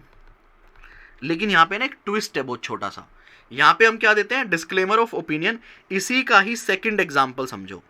ये तो क्या था, आपने सिर्फ एक लेयर चेक किया, बाकी कुछ भी चेक नहीं करने दिया, तो आपने कहा बेसिकली पूरी बास्केट तो आपने चेक ही नहीं करने दी, तो how can I give an opinion? तो आपने क्या किया? डिस्क्लेमर ऑफ ओपिनियन डाल दिया कि management is not providing you the sufficient and appropriate audit evidences, so you are not able to give an opinion on the financial statement. और उस case में एक बच्चा लिख रहा है, आपको ये भी देखना पड़ेगा कि आपको विड्रॉ करना चाहिए या नहीं। विड्रॉ ऐसे ही नहीं करना है, will see the legal requirement और वो सारी चीजें भी देखेंगे।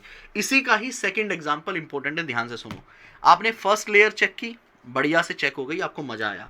अब दूसरी लेयर चेक कर रहे हो, मैनेजमेंट ने कहा, सॉरी भोला जी ने कहा करो करो कोई दिक्कत नहीं है। आपने दूसरी लेयर चेक की, सब कुछ बढ़िया हो गया, मतलब आप 80% चेकिंग कर चुके हो। अब आप तीसरी लेयर चेक कर रहे हो, भोला जी ने कहा भैया रुको, क्या कर रहे हो बाबू, क्या कर रहे हो, और नहीं चेक करने देंगे, हमारी भी कुछ इज्जत है, हम नहीं करने देंगे और चेक। आपने 80% चेक कर लिया, आखिरी का चेक नहीं करने देंगे। तो मतलब यहां पे भी आखिरी में भी क्या की? रिस्ट्रिक्शन लगा दी। लेकिन यहां पे थोड़ा सा ट्विस्ट है, यहां पे मैं 80% चेक कर चुका हूं और 80% बढ़िया है, तो क्या मैं ये बोल दूं बेटा सब कुछ बढ़िया है? जरा बताओ, क्या मैं ट्रू एंड फेयर व्यू दे दूं? क्या मैं ट्रू एंड फेयर व्यू दे दूं क्या? सर नहीं दे सकते ना, कैसी बातें कर रहे हो, सब कुछ बढ़िया थोड़ी ना है, लास्ट वाला तो चेक ही नहीं कर पाए। क्या मैं ये बोल दूं सब कुछ बेकार है? सब कुछ बेकार तो नहीं सर, नहीं बोल सकते ना, 80% चेक कर लिया सब सही है, लास्ट का 20% चेक ही नहीं कर पाया, तो इसका मतलब मैं एडवर्स भी नहीं दूंगा। अच्छा डिस्क्लेमर दे दे क्या? सर डिस्क्लेमर का मतलब होता है जब आप ऑडिट नहीं कर पाए, इस केस में तो आपने 80% चेक कर लिया, ऊपर वाले केस में क्या था, मैंने थोड़ा ही चेक किया था, मैंने थोड़ा ही चेक किया था, बाकी पे मेरे को रिस्ट्रिक्शन लगा दिया था, और वो रिस्ट्रिक्शन इतना था जो पूरे फाइनेंशियल को एक तरह से इंपैक्ट कर रहा था। मतलब उसकी वजह से, जो ना चेक करने की वजह से पॉसिबल मिसस्टेटमेंट हो सकती थी ना, वो बड़ी हो सकती थी, फाइनेंशियल स्टेटमेंट लेवल को इंपैक्ट कर सकती थी। इसलिए हमने कहा हम ओपिनियन नहीं दे सकते, डिस्क्लेमर। तो इस केस में तो डिस्क्लेमर भी नहीं बनता, क्योंकि आपने 80% चेक कर लिया। तो इस केस में क्या देंगे हम, इस केस में भी हम क्या देंगे, क्वालिफाइड ओपिनियन देंगे। क्या देंगे बेटा, क्वालिफाइड ओपिनियन। ओ, तो क्वालिफाइड ओपिनियन दो केसेस में दी जाती है, केस नंबर 1 और केस नंबर 2। बाकी सब ओपिनियन का बड़ा सिंपल सटीक है, अगर सब कुछ सही है तो ट्रू एंड फेयर, सब कुछ बेकार है तो एडवर्स। आपको मैनेजमेंट ने काम ही नहीं करने दिया, और जो जिसका पॉसिबल इंपैक्ट है वो बहुत ज्यादा है, परवेसिव है। परवेसिव का मतलब फाइनेंशियल स्टेटमेंट भी इंपैक्ट कर रहा है, तो डिस्क्लेमर। अगर मैंने चेकिंग कर ली, मुझे मटेरियल मिसस्टेटमेंट मिली, बट वो पूरे फाइनेंशियल को इंपैक्ट नहीं कर रही, तो भी क्वालिफाइड। और अगर वो पूरे फाइनेंशियल को इंपैक्ट कर रही है तो परवेसिव। अगर पूरे फाइनेंशियल को इंपैक्ट नहीं कर रही तो क्वालिफाइड, पूरे को इंपैक्ट कर रही है तो परवेसिव। ऐसे ही जब मैनेजमेंट मुझे रोकता है किसी चीज से, तो मुझे देखना पड़ेगा इसका पॉसिबल इंपैक्ट कितना है। अगर आप कहते हो सर पॉसिबल इंपैक्ट फाइनेंशियल को बहुत इंपैक्ट कर रहा है, मतलब परवेसिव है, पॉसिबल इंपैक्ट परवेसिव है, तो आपको डिस्क्लेमर देना है। अगर पॉसिबल इंपैक्ट परवेसिव नहीं है तो आपको क्वालिफाइड ओपिनियन देना है। बच्चे सामने नहीं है तो मैं रिवीजन वगैरह या थोड़ा हो सकता है उस लेवल पे ना समझा पाया हूँ जिस लेवल पे हम इसका डिस्कशन करते हैं। तो अब आप मुझे कमेंट में बताइएगा, और कोई मेरे पास ऑप्शन नहीं है। आप मुझे फटाफट से बताइएगा कि आपको ये कंसेप्ट समझ आया क्या। फिर मैं एक टेस्ट लेता हूँ, फटाफट से रैपिड राउंड खेलते हैं हम, और उसके बाद हम आगे बढ़ेंगे। जल्दी से बताओ, मैं ये कैमरा की बैटरी आपके लिए चेंज कर देता हूँ। फटाफट से आपको मुझे बताना है कि आपको ये समझ आया क्या।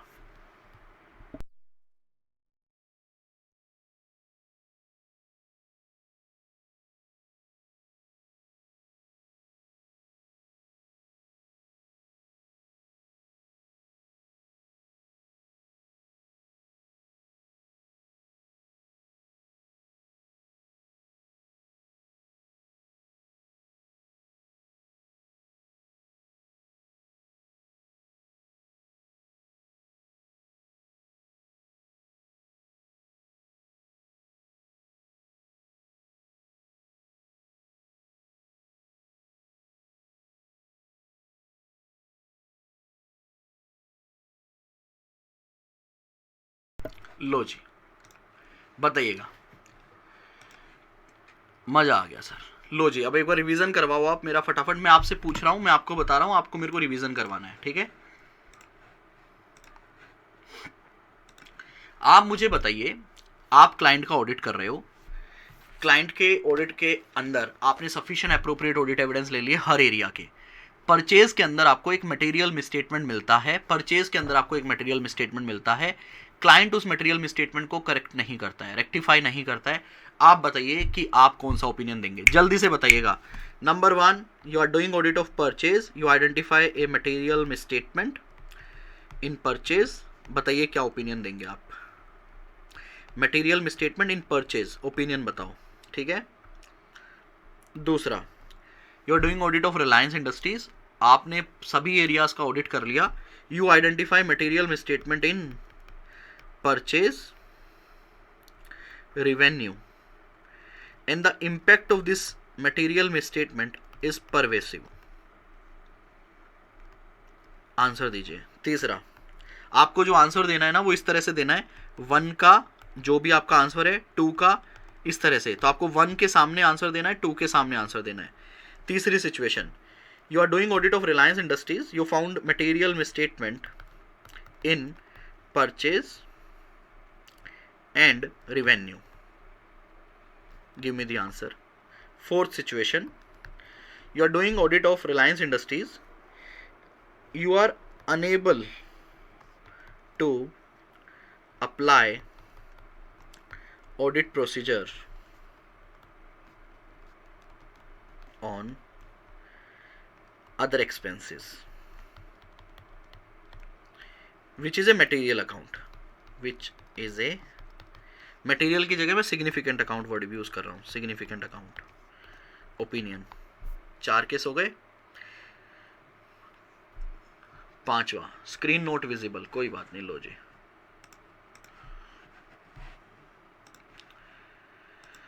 पहला केस है आपको मटेरियल मिसस्टेटमेंट मिला परचेज में, बताओ क्या ओपिनियन दोगे, ठीक है। दूसरा केस है आपको मटेरियल मिसस्टेटमेंट मिला परचेज के अंदर, रिवेन्यू के अंदर, और वो उसका इम्पैक्ट परवेसिव है, बताइए क्या इम्पैक्ट, क्या ओपिनियन दोगे। तीसरा मटेरियल मिसस्टेटमेंट मिला है आपको परचेज के अंदर और रिवेन्यू के अंदर, बताइए क्या ओपिनियन दोगे। चौथा है you are unable to apply audit procedure on other expenses, और अदर एक्सपेंसेस जो अकाउंट है वो मेरा सिग्निफिकेंट एरिया है, मटेरियल है, तो आपको ये बताना है। पांचवा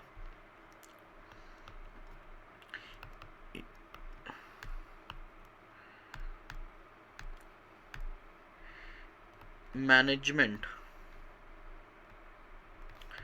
not allowing for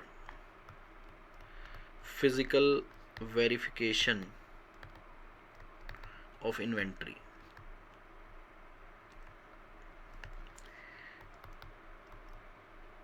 Impact of possible misstatement, possible लिखूंगा ना मैं क्योंकि मैं चेक तो कर ही नहीं पाया। misstatement is pervasive.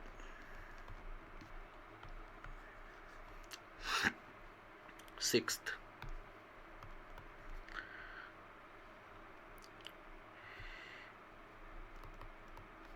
we मतलब auditor identified multiple misstatements, multiple material misstatement, possible impact pervasive. चलो जी 1 से स्टार्ट करते हैं। 1 में आपने लिखा मटेरियल मिसस्टेटमेंट है परचेज के अंदर, परचेज के अंदर है मतलब एक एरिया के अंदर है, कहीं पे भी मैंने ये नहीं लिखा कि इसका इम्पैक्ट पूरे फाइनेंशियल पे है, इसका मतलब बाकी सब सही है, एक एरिया में गलती है, मटेरियल मिसस्टेटमेंट है। क्या ये बोल दे सब कुछ सही है? सर नहीं बोल सकते, परचेज में गलती है। क्या ये बोल दे सब कुछ बेकार है? सर ये भी नहीं बोल सकते क्योंकि परचेज में गलती है और बाकी सब एरिया सही है। क्या डिस्क्लेमर ऑफ ओपिनियन दे दूँ? सर नहीं दे सकते क्योंकि आपने सारे एरिया चेक कर लिया, आपने तो परचेज भी चेक कर लिया, एक एरिया में गलती है, तो इसका मतलब कौन सा ओपिनियन दूंगा? Qualified opinion. कौन सा ओपिनियन देंगे बेटा? Qualified opinion. समझ आया क्या? क्वालिफाइड ओपिनियन समझ आया क्या? दूसरा मटेरियल मिसस्टेटमेंट है परचेज के अंदर, रिवेन्यू के अंदर, उसका इंपैक्ट जो है ना वो परवेसिव मतलब पूरे फाइनेंशियल पे है।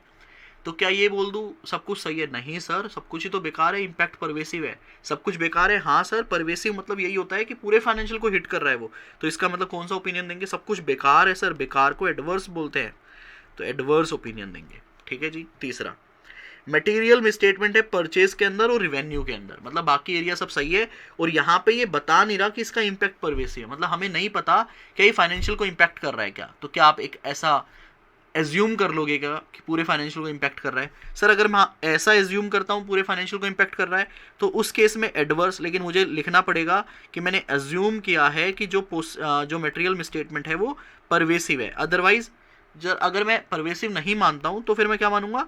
क्वालिफाइड मानूंगा कि भैया बाकी एरियाज तो सारे ठीक है और बिल्कुल सही हम बोल नहीं सकते। तो शांडिलियर सर का क्वालिफाइड ठीक है, उसके बाद एडवर्स ठीक है, उसके बाद क्वालिफाइड ठीक है। फोर्थ हम देख रहे हैं unable to apply audit procedure on other expenses. Other expenses पे मैं ऑडिट प्रोसीजर नहीं लगा पाया, which is a significant area, मतलब एक एरिया पे नहीं लगा पाया, बाकी सब पे तो मैंने लगा दिया। ध्यान से समझना। फोर्थ आपका गलत है, अंकित का भी गलत है, सबका गलत है। फोर्थ सबका गलत है। फोर्थ क्या कहता है? You are unable to apply audit procedure on other expenses. Other expenses पे मैं ऑडिट प्रोसीजर नहीं लगा पाया, जो कि एक सिग्निफिकेंट अकाउंट है, सिग्निफिकेंट अकाउंट का ही ऑडिट किया जाता है। ठीक है, बाकी एरिया को आप स्कोप आउट कर देते हो।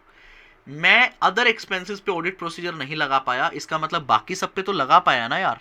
तो क्या मैं ये बोल दूं सब कुछ सही है? ट्रू एंड फेयर व्यू नहीं दे सकते। सब कुछ बेकार है नहीं बोल सकते क्योंकि अदर एक्सपेंस नहीं चेक कर पाए। डिस्क्लेमर दे दूं क्या? सर डिस्क्लेमर तब देते हैं when you are unable to apply audit procedure और जिसका इंपैक्ट जो है वो परवेसिव है। आपने कहीं नहीं लिखा इंपैक्ट परवेसिव है, और ये सर आपने लिखा ना विच इज ए सिग्निफिकेंट अकाउंट। अरे भाई मैंने सिर्फ आपको घुमाया है, हम ऑडिट ही सिग्निफिकेंट अकाउंट का करते हैं तो इसका मतलब इसका इंपैक्ट परवेसिव नहीं है, और जब इंपैक्ट परवेसिव नहीं है तो क्या डिस्क्लेमर दूंगा? नहीं सर, उस केस में तो क्वालिफाइड देंगे। तो यहां कौन सा ओपिनियन आएगा? क्वालिफाइड।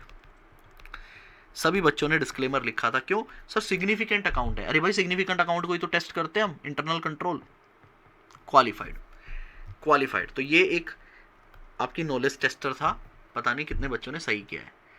सभी ने गलत किया है, पुरुषार्थ भारद्वाज का भी गलत है, अंकित का भी गलत है, और अंकित ने बार बार कमेंट कर दिया। लो जी आगे चलो, फिफ्थ एग्जाम्पल देखना, अच्छा एग्जाम्पल है fifth. Management note allowing for physical verification of inventory. Management आपको फिजिकल इन्वेंट्री के लिए अलाउ नहीं कर रही।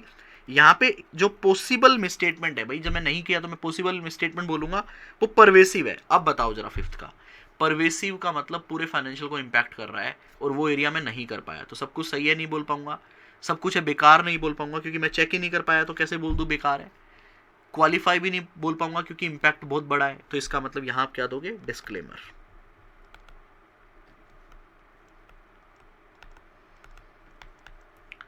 पांचवा डिस्क्लेमर ऑफ ओपिनियन अंकित आपका सही है। सिक्स्थ देखिए, आइडेंटिफाई मल्टीपल मटेरियल मिसस्टेटमेंट। हमने बहुत सारी मिसस्टेटमेंट डाली जो कि परवेसिव है, इंपैक्ट परवेसिव है, बहुत सारी गलतियां हैं, फाइनेंशियल को इंपैक्ट कर रही है, तो सब कुछ बेकार है, तो इसका मतलब एडवर्स। समझ आया क्या? ये 6 एग्जाम्पल आपको अलग अलग समझ आया क्या? जरा फटाफट से कमेंट में बता दो, पोल डाल देता हूं ताकि मेरे को रिप्लाई जल्दी मिल जाएगा। ओपिनियन क्लियर है आपको? जल्दी से एक शॉर्टकट कमेंट फटाफट से बताओ। अगर ओपिनियन क्लियर है फिर हम आगे बढ़ते हैं बेटा जी।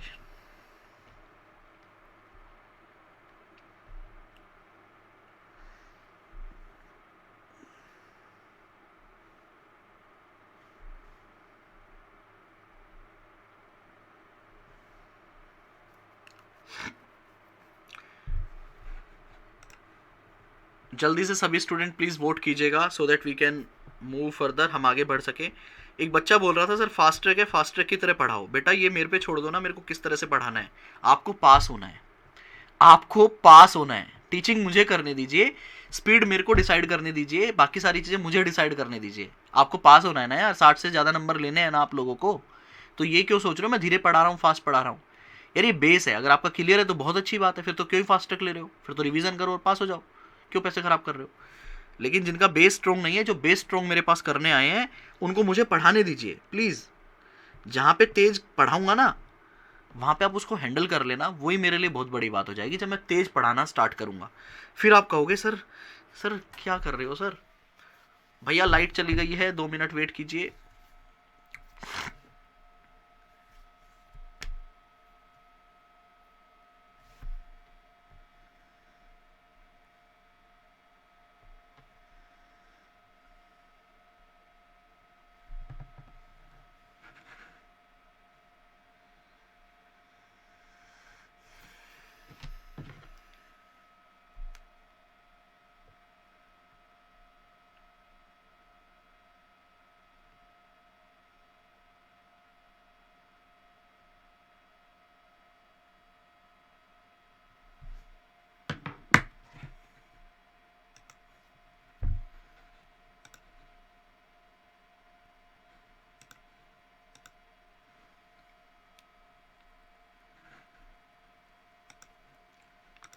हेलो हेलो हेलो हेलो, क्या आप लोग मुझे सुन पा रहे हो? यहाँ पे लाइट चली गई है, हंगामा हो गया है।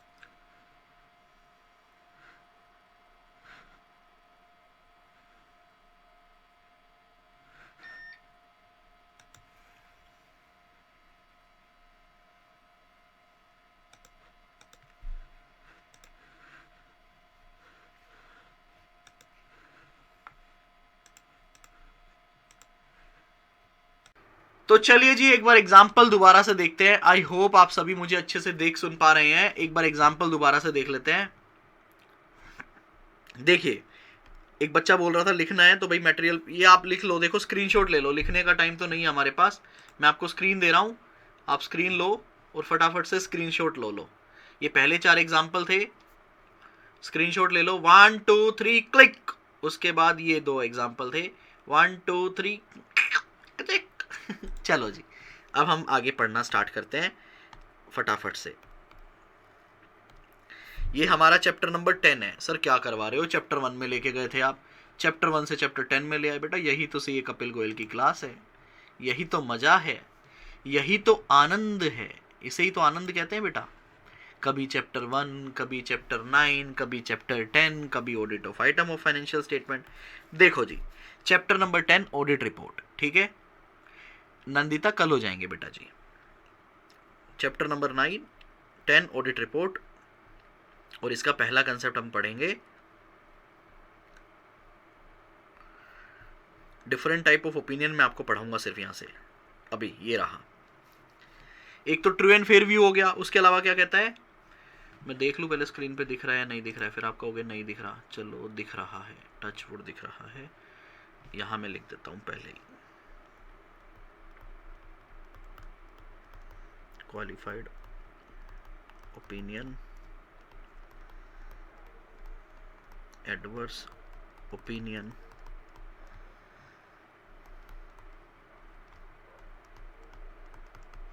Disclaimer of opinion.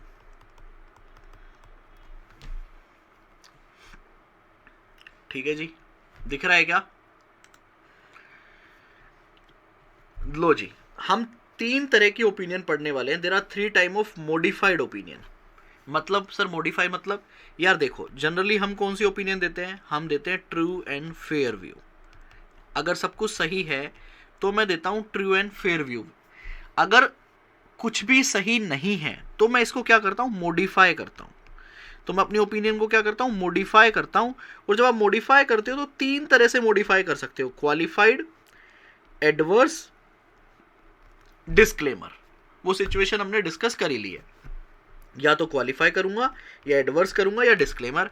हाँ, अगर सब कुछ सही है तो मैं अपनी ओपिनियन को मॉडिफाई नहीं करूंगा, मॉडिफाई नहीं करूंगा, तो इसको क्या बोल देंगे, अनमॉडिफाइड। अनमॉडिफाइड तो मतलब ट्रू एंड फेयर व्यू के काफी नाम है, ट्रू एंड फेयर व्यू के काफी नाम है। जैसे कि नंबर 1 क्लीन ओपिनियन, बिल्कुल क्लीन है सर, कोई दिक्कत वाली बात नहीं है, ठीक है। नंबर 2 अनमोडिफाइड ओपिनियन, कि भैया हम किसी भी तरह की मॉडिफिकेशन नहीं कर रहे, जैसी होती है वैसी ही दे रहे हैं। तीसरा अनक्वालिफाइड ओपिनियन, भैया हम किसी भी तरह की क्वालिफिकेशन नहीं दे रहे, unqualified opinion, unmodified opinion, clean opinion, true and fair view हम आपको दे रहे हैं, ठीक है जी। देखो जी, अब हम पढ़ते हैं 3 तरह की opinion. Number 1 qualified opinion. Qualified opinion कब दोगे, जब मटेरियल मिसस्टेटमेंट तो है, तो है क्या, परवेसिव भी है, परवेसिव मतलब पूरे फाइने, नहीं नहीं फिर तो एडवर्स हो जाएगी सर, परवेसिव नहीं है, मटेरियल मिसस्टेटमेंट तो है, परवेसिव नहीं है, तब देंगे क्वालिफाइड। पढ़िएगा, the auditor having obtain sufficient appropriate audit evidences, मैंने सारे ऑरेंजेस चेक कर लिए, सफिशिएंट अप्रोप्रिएट ऑडिट एविडेंसेस ले लिए, उसके बाद मैं क्या कंक्लूड करता हूं, that misstatement are material, misstatement तो है, मटेरियल है, but not pervasive, but pervasive नहीं है।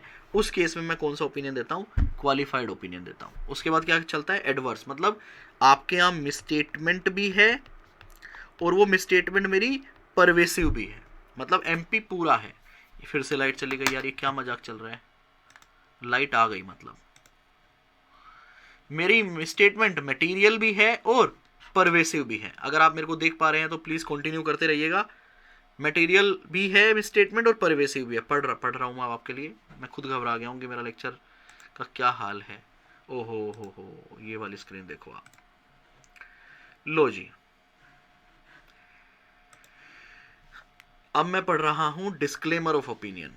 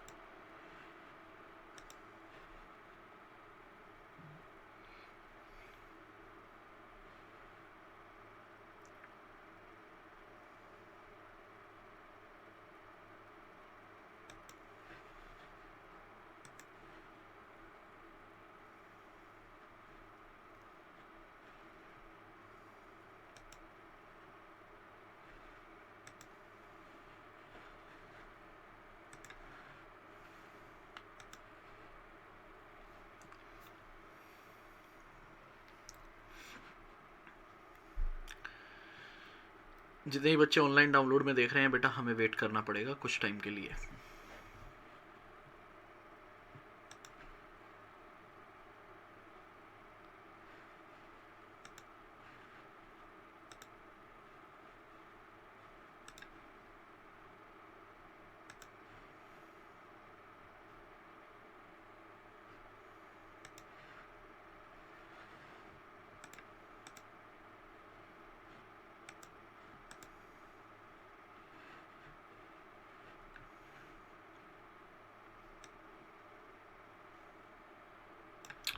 क्या आप मेरी आवाज़ सुन पा रहे हैं? क्या सभी स्टूडेंट्स मेरी आवाज़ सुन पा रहे हैं? येस और नो प्लीज़ बताइएगा। एक्चुअली पहले लाइट गई थी और अभी लाइट आ गई है। पहले लाइट चली गई थी, अब आ गई है। तो आगे से क्या करेंगे, लाइट जाएगी तो उसका आने का वेट करूँगा, फिर मैं रिकनेक्ट करूँगा। 1 मिनट 2 मिनट में आ जाती है जनरली। लो जी, तो क्या एडवर्स ओपिनियन आप लोगों ने देख लिया? एडवर्स ओपिनियन आप लोगों ने देख लिया। एडवर्स में मतलब मेरी मटेरियल मिसस्टेटमेंट भी है और वो परवेसिव भी है। हमने चेकिंग की, हमने एविडेंसेस लिए, एविडेंसेस लेने पे हमने देखा अरे यार गलतियां हैं, गलतियां मटेरियल भी है और परवेसिव भी है। देखो जी क्या कहता है, the auditor shall express an adverse opinion.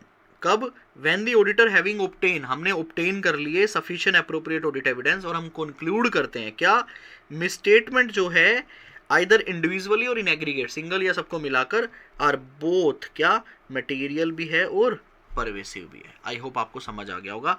अब बात करते हैं डिस्क्लेमर ऑफ ओपिनियन की। डिस्क्लेमर ऑफ ओपिनियन क्या कहता है, the auditor shall disclaim an opinion. आपको डिस्क्लेम करना है कब, when he is unable to obtain sufficient appropriate audit evidence. आप नहीं ले पा रहे हो सफिशिएंट एप्रोप्रिएट ऑडिट एविडेंस, उसके काफी रीजन हो सकते हैं। आप ऑडिट प्रोसीजर नहीं लगा पा रहे, मैनेजमेंट आपको रिस्ट्रिक्ट कर रहा है, कुछ भी हो सकता है। unable to obtain sufficient appropriate audit evidence, and he मतलब auditor concludes that क्या, जो possible effect है ना उस ना चेक करने वाले एरिया की वजह से, on the financial statement of undetected misstatement, मैं डिटेक्ट तो कर पाया ही नहीं क्योंकि मैं चेक नहीं कर पाया, तो क्या बोलते हैं, पॉसिबल इंपैक्ट। ठीक है, पॉसिबल इंपैक्ट या पॉसिबल इफेक्ट जो है on the financial statement of undetected misstatement could be क्या कहता है, बोथ मटेरियल एंड परवेसिव।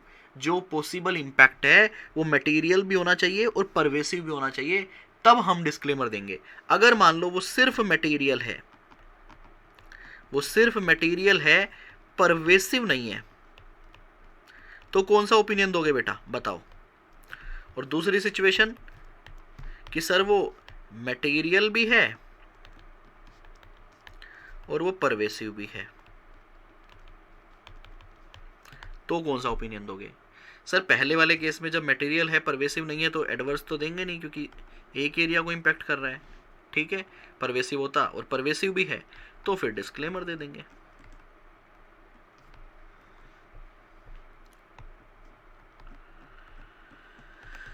ठीक है जी, तो देखिए ऑडिट रिपोर्ट एक होती है आपकी अनमोडिफाइड ओपिनियन, जिसको आप clean opinion, true and fair view के नाम से भी जानते हैं। फिर आप क्या करते हो, मॉडिफाई करते हो। ये हम अलग से पढ़ेंगे। यहाँ पे ओपिनियन देखिए, मॉडिफाई के अंदर क्वालिफाइड, एडवर्स और डिस्क्लेमर ऑफ ओपिनियन आप डालते हो। यहाँ देखो, यहाँ पे एक टेबल दी हुई है, पढ़ो जरा, टेबल दी हुई है, पढ़े। नंबर 1 फाइनेंशियल, वैसे मैं 6 एग्जांपल ले चुका हूं, इसकी जरूरत नहीं है, लेकिन फिर भी financial statement are materially misstated. Financial statement आपके मटेरियली मिसस्टेटेड हैं, मटेरियल है, परवेसिव नहीं है। बताओ कौन सा ओपिनियन दोगे। फाइनेंशियल स्टेटमेंट मटेरियली मिसस्टेटेड है, मटेरियल है, परवेसिव नहीं है, तो कौन सा देंगे सर, क्वालिफाइड ओपिनियन देंगे। परवेसिव नहीं है इसलिए एडवर्स नहीं दे सकते, और मटेरियल भी और परवेसिव भी है तो सर एडवर्स ओपिनियन दे देते। बड़ी सिंपल सी बात है। Inability to obtain sufficient appropriate audit evidence, हम ऑब्टेन नहीं कर पाए सफिशिएंट एप्रोप्रिएट ऑडिट एविडेंस, तो ये देखेंगे क्या वो मटेरियल है, हाँ मटेरियल है, परवेसिव नहीं है तो क्वालिफाई, मटेरियल भी है और परवेसिव भी है तो डिस्क्लेमर ऑफ ओपिनियन। तो ये टेबल के अंदर आपका एक रिवीजन करवा दिया गया है। उसके बाद काफ़ी बच्चे, मैं हालांकि बिगनिंग में ही बता चुका हूँ परवेसिव का मतलब, लेकिन फिर भी परवेसिव पढ़िए, परवेसिव क्या होता है, definition of pervasiveness. A term used in the context of the misstatement. Misstatement के लिए मैं ये वर्ड यूज कर रहा हूं कि वो मिसस्टेटमेंट फाइनेंशियल को कितना इंपैक्ट कर रही है, कम या ज्यादा। क्या कहता है? A term use in the context of misstatement to describe the effect on the financial statement. The word effect, उसका फाइनेंशियल पे कितना इफेक्ट है, इसको हम परवेसिवनेस बोलते हैं। A term use in the context of misstatement to describe the effect on the financial statement of misstatement और the possible effect on the financial statement of misstatement.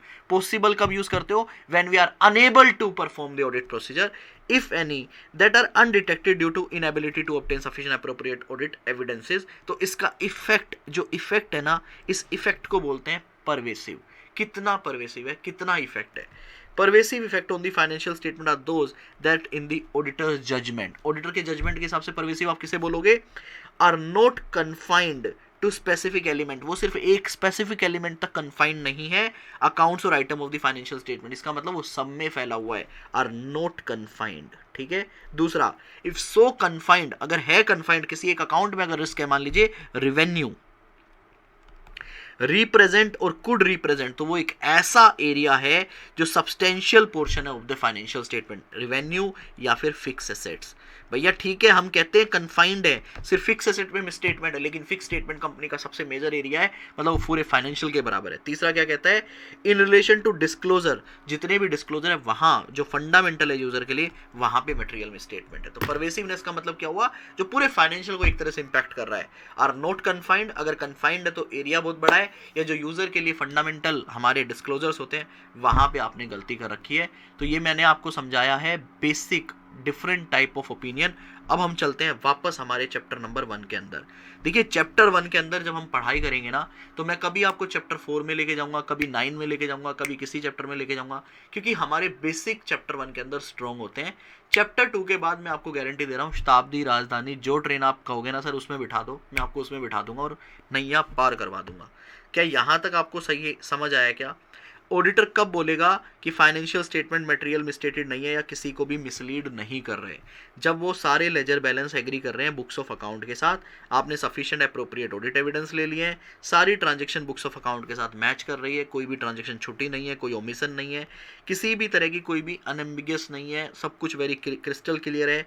Financial statement में जो भी चीज़ें वो क्लासीफाई सही तरीके से, सारे डिस्क्लोजर सही है, financial statement true and fair view दे रहे हैं। तो ये एक बेसिक क्वेश्चन बनता है, क्वेश्चन नंबर 1 आप इसे मार्क कर लेंगे कि भैया कब आप बोलोगे फाइनेंशियल स्टेटमेंट किसी को मिसलीड नहीं कर रहे।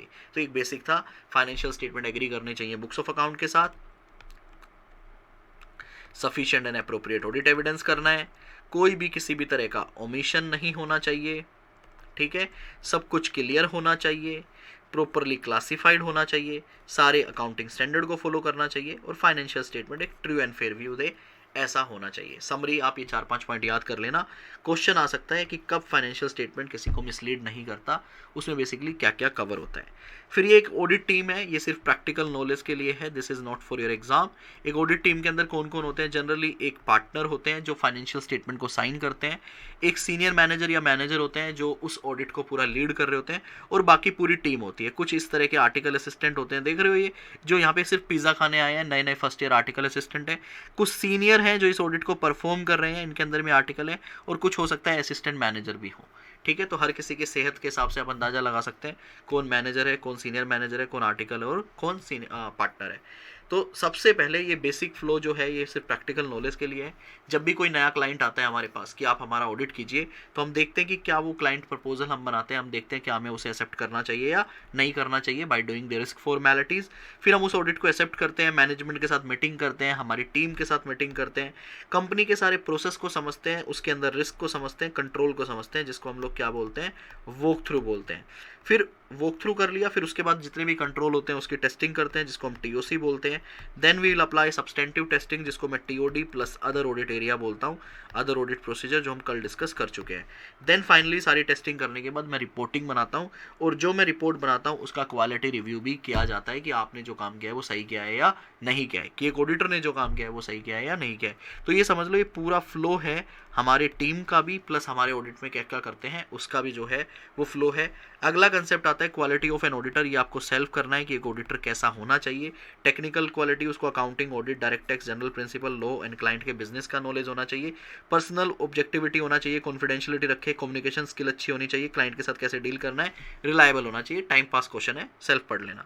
उसके बाद हमारा मेन क्वेश्चन स्टार्ट होता है SA number 200, overall objective of the independent auditor and conduct of the audit in accordance with the SAs. आपको जो अपना ऑडिट करना है ना वो इंडिपेंडेंट रहकर करना है और सभी एसेज को फॉलो करके करना है। ये हम जो स्टैंडर्ड है ये डिस्कस करेंगे कल दोपहर में 12 या 1 बजे, जो भी टाइम रहेगा मैं टेलीग्राम पे अपडेट कर दूंगा। आज की क्लास हमारी बीच में डिस्टर्ब हो गई है, तो आज के लिए इतना ही। जो मेन कंसेप्ट हमारा अब स्टार्ट होगा एसए 200 एंड ऑनवर्ड्स, वो कल हम लाइव करेंगे दोबारा से। जो भी टाइम रहेगा मैं टेलीग्राम पे अपडेट कर दूंगा और इसके बाद वाले सारे लेक्चर सॉफ्टवेयर पे होंगे, तो उसका भी सारा आपको अपडेट आने लग जाएगा। आप प्लीज़ सी इंडिया में फ़ोन ना कीजिएगा, मैं आपसे एक रिक्वेस्ट करूंगा, आप प्लीज़ सी इंडिया को फ़ोन मत कीजिएगा, आपको ऑटोमेटिक सारी चीज़ें आ जाएंगी। और अगर आपको कोई भी डाउट है, अगर आप कुछ भी पूछना चाहते हैं तो इस वीडियो के नीचे कमेंट कर सकते हैं। जो बच्चे रेगुलर लाइव देखना चाहते हैं वो मेरा लाइव ज्वाइन कर सकते हैं सी इंडिया में अपना एडमिशन लेके। बाकी लेक्चर भी आप लाइव देख सकते हो, उस लाइव का रिकॉर्डेड देख सकते हो। अब जितने भी स्टूडेंट यहाँ देख रहे हैं जरा कमेंट करके बताओ कैसा लगा। और हाँ, वीडियो को आज आपने लाइक नहीं किया है, प्लीज़ वीडियो को लाइक भी कर दो। जल्दी से बताओ आपको कैसा लगा।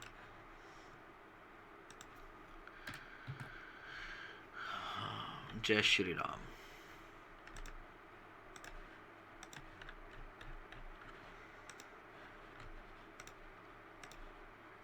जल्दी से आप बताइएगा कि आपको आज कैसा लगा ये लेक्चर।